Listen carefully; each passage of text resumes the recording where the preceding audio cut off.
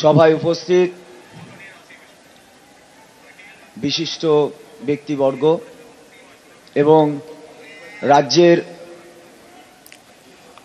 মুখ্যমন্ত্রী মাননীয়া মমতা বন্দ্যোপাধ্যায় মহাশয়াকে প্রণাম জানাই এবং সবচেয়ে বড় শ্রদ্ধা এবং সম্মান জানাই এই মঞ্চের মধ্যে উপস্থিত আমার সহযোদ্ধাদের, যারা সর্বস্ব খইয়েও এখনো পর্যন্ত চুপ হয়ে ধৈর্য বজায় রেখে তাদের ন্যায্য অধিকারের জন্য প্রচেষ্টা চালিয়ে যাচ্ছে।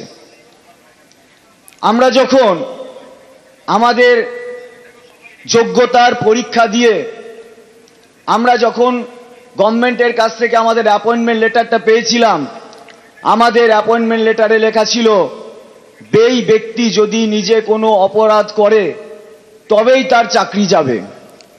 কিন্তু আমরা কোনো অপরাধের সঙ্গে যুক্ত ছিলাম না, আমরা কোনো অবৈধভাবে নিযুক্তির সঙ্গে যুক্ত ছিলাম না, কিন্তু দুর্ভাগ্যজনকভাবে আমাদেরই চাকরি গিয়েছে, আমাদেরই অধিকার হরণ হয়েছে, আমাদেরই জীবন জীবিকা বিপন্ন হয়েছে।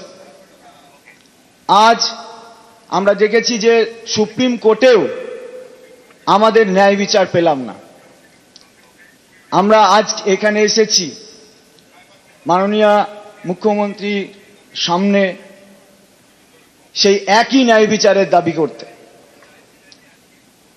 কারণ ওই যে বললাম আমাদের অ্যাপয়েন্টমেন্ট লেটারের বয়ানটা, যখন আমরা অপরাধী নয় এবং এই অপরাধের দায় আমাদের নয়, তাই আমরা যে চাকরিতে যেভাবে আছি আমাদের সেই চাকরিতে সেইভাবেই বহাল রাখার জন্য আমি আবেদন করছি। এবং 7 বছর আগে আমরা পরীক্ষা দিয়ে আমাদের যোগ্যতার প্রমাণ দিয়েছি। আজ এইখানে উপস্থিত যত সরকারি কর্মচারী আছেন, ইনক্লুডিং সুপ্রিম কোর্টের যে জাজ মহাশয় আমাদের জাজমেন্ট কপিটা লিখেছেন, তাকেও যদি আজকে আবার পরীক্ষা দিতে বলা হয়, আমার মনে হয় না তিনি সাকসেস হতে পারবেন।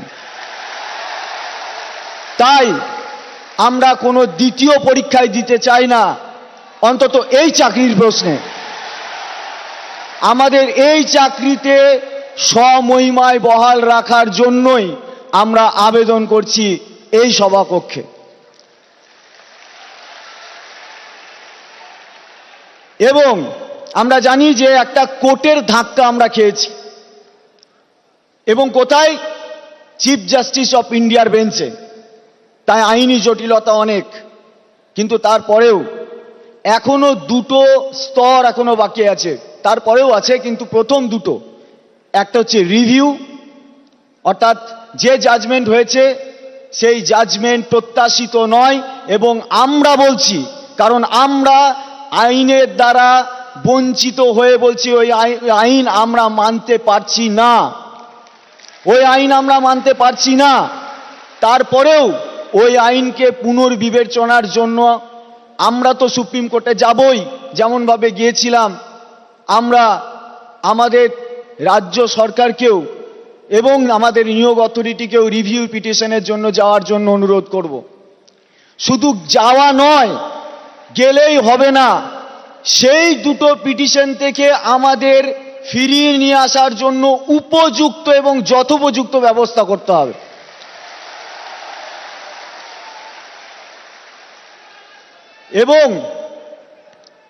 এবং আমরা আরো একটা দাবি রাখছি, এই যে বিচারপতি আছেন তার বেঞ্চে আমরা রিভিউ চাইছি না, সেই সময়টাকে ব্যবহার করতে হবে।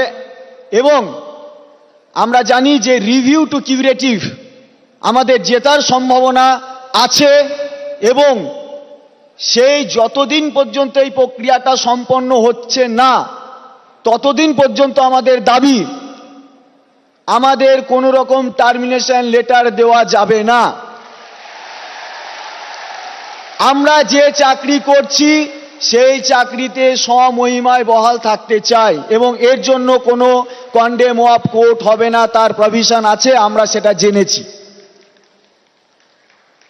আর এই পর্বের মধ্যে কোনো পরীক্ষার বিজ্ঞপ্তি দেওয়া যাবে না,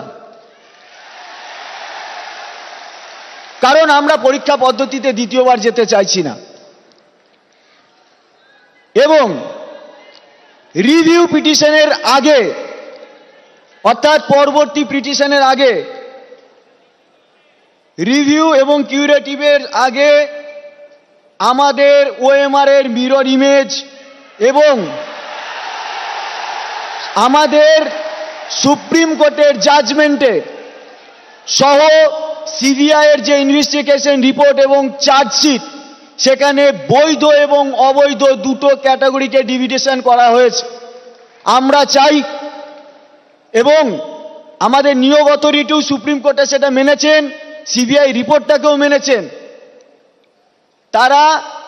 তার মানে মেনেছেন যে যারা বৈধ তাদের পক্ষে আমরা আছি। তাই বৈধদের একটা পরিচ্ছন্ন তালিকা নিয়ে রিভিউ পিটিশনে যেতে হবে। এবং রিভিউ পিটিশনের সময় আমরা গভর্নমেন্টের কাছে আবেদন করছি, অথরিটির কাছে আবেদন করছি, কি করছেন বা কেমন ভাবে চলছেন আমাদের সঙ্গে একটু ডিসকাশন করতে, কারণ আমাদেরও আইনজীবী আছে। যদি কোনো কিছু সুরাহার জন্য আমাদের একটু আলোচনা পর্যালোচনার প্রয়োজন হয়, সেই কাজে যেন আমাদের সহযোগিতা করা হয়। এবং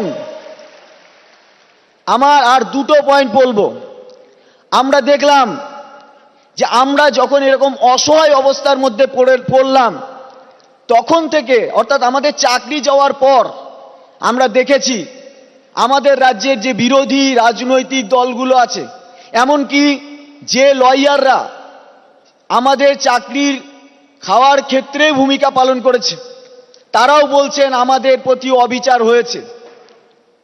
তাহলে যারা বলছে আমাদের প্রতি অবিচার হয়েছে এবং হাহুতাশ করতে চাইছেন, সেটা আমাদের হতাশাকে মার্কেটিং করছেন, নাকি সত্যি সত্যি আমাদের প্রতি তারাও সহমর্মী? তার জন্য আমরা আবেদন রাখছি একটা সর্বদলীয় বৈঠকের মধ্যে দিয়ে তারা কি বলতে চাইছে, কিভাবে আমাদের পাশে থাকতে চাইছে, তারাও আহ্বান করুক। দেখি তারা, আমরা জানি রাজনৈতিক দলগুলোর মধ্যে একে অপরের রাজনৈতিক সংঘাত বা রাজনৈতিক বিরোধিতা আছে, কিন্তু তারা আমার অবিচারের প্রশ্নে যদি এক হয়, তাহলে তারা কি বলতে চাইছে এবং কিভাবে আমার আমার পুনরায় আমাকে নিয়োগ করার ক্ষেত্রে তাদের যাতে কোনো বাধা না থাকে, তাই তাদেরকেও যাচাই করার প্রয়োজন। তাই তাদেরকেও সর্বদলীয় বৈঠকে অংশগ্রহণ করার জন্য আমি অনুরোধ করছি। আমার লাস্ট বক্তব্য শেষ। আমরা দেখেছি আমাদের কোর্ট রুমের অভিজ্ঞতায় আমরা অন্তত একটা জিনিস আবেদন রাখছি, যে রিভিউ এবং কিউরেটিভের ক্ষেত্রে যাওয়ার মধ্যে একজন দক্ষ আইনজীবী আমাদের অভাব আমরা অনুভব করেছিলাম। তাই যে আইনজীবীরা লড়াইয়ের পর লড়াই করে অনেক খুব ভালো ভালো কেস, খুব একদম লোয়ার লেভেলের কেস কেউ জিতিয়ে আনতে পারেন, আমাদের ক্ষেত্রে আমরা সেই উচ্চকিত আইনজীবীটাকে চাইছি। এই আমাদের আবেদন, এবং শেষতম একটাই আবেদন, আমরা যেন এই চাকরিতে বহাল রাখতে পারি। আমাদের সরকারের কাছে, আমাদের তো আছেই, কিন্তু আমাদের তো এখন চাকরিহারা, আমাদের অবস্থাও খুব সংকটে। আমরাও চেষ্টা করেছিলাম কপিল সিব্বল, মনু সিংভি স্যারদেরকে নিয়ে যাতে আমাদের সুরাহা হয়, কিন্তু আমরা হেরে গিয়েছি। কারণ হেরে যাওয়ার কারণ ছিল, কারণ দণ্ডিতের সাথে দণ্ডদাতা কাঁধে জবে, সর্বশ্রেষ্ঠ সে বিচার হয়নি, সেটা হয়নি। সেই বিচার ব্যবস্থা আমাদের সঙ্গে ন্যায় কাজ করেননি, এবং কোর্টরুমের মধ্যে যে বিষয়টা আলোচিতই হলো না, তার উপরে জাজমেন্ট হলো। সারাক্ষণ টেন্টেড আনটেন্টেড বলে গেল, বাছাই করার কথা বলল, কিন্তু যখন জাজমেন্ট লিখলেন জাজ, এবং তখন লিখলেন পরীক্ষা ব্যবস্থার খারাপের জন্য, পরীক্ষা ব্যবস্থাটাই খারাপ ছিল, তার জন্য আমি প্যানেলটা ক্যান্সেল করেছি, অথচ কোর্ট রুমের ভিতরে তিনি পরীক্ষা ব্যবস্থা নিয়ে একটি কথাও আলোচনা করেননি বা করতে দেনওনি। তাই এই জাজমেন্টটা অসঙ্গতিপূর্ণ। রিভিউ এবং কিউরেটিভ পর্যন্ত আমরা অবশ্যই জিততে পারি এই আশা রাখি, কিন্তু প্রত্যেকটা ক্ষেত্রে আমাদের যেন কোনো গাফিলতি না থাকে, সরকার বা অথরিটির পক্ষ থেকেও আমরা যেন সেই উদ্যোগটা দেখতে পাই। আমরা এটাই শুধু এই আবেদন নিয়ে এখানে এসেছি।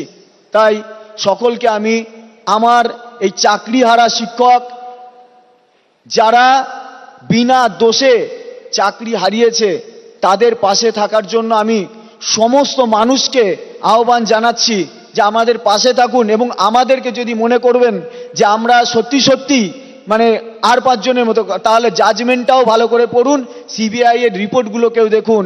কারণ সিবিআই এর যে জাজমেন্ট, সেই সিবিআই এর যে ইনভেস্টিগেশন, তাতে তো ফাঁসি পর্যন্ত হয়ে যায়।